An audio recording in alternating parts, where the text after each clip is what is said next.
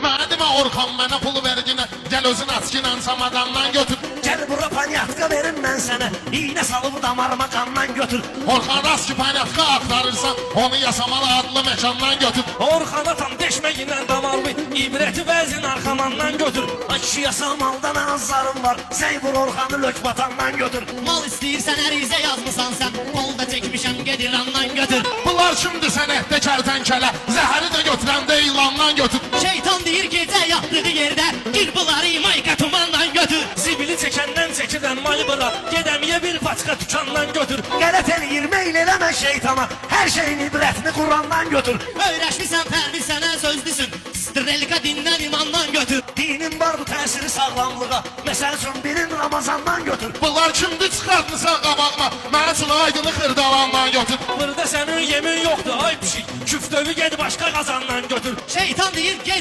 Ermənistana, batlarını şumla doğandan götür. Biz kişiyik, fərimiz yaraşmaz bizə, kişinin intiqamını zənandan götür. Ay bayram, bunlar başa düşməz səni, təmiz pas istəsən zidandan götür. Bu cür zənanlıqdan danışsın, sonra sənədlərini fidandan götür. Ay şirə ətin yağlı yerindən gətir, meymunlar üçün ətli banandan götür. Bülbülənin meymununun nömrəsin, Seymur Reza Seyid Cahandan götür. Mən elə bir sənətkaram sənətdə, bax qoca olsun da zavandan götür. Oğlanı sen vurubmuna hardasın, deyir gəl məni restorandan götür. Pərviz nə oldu, batdı gene gəmlərin, arada bir iki tüstü limandan götür. Elza yaxşıdır Orxanın nömrəsin, Samirədən mamlim atandan götür.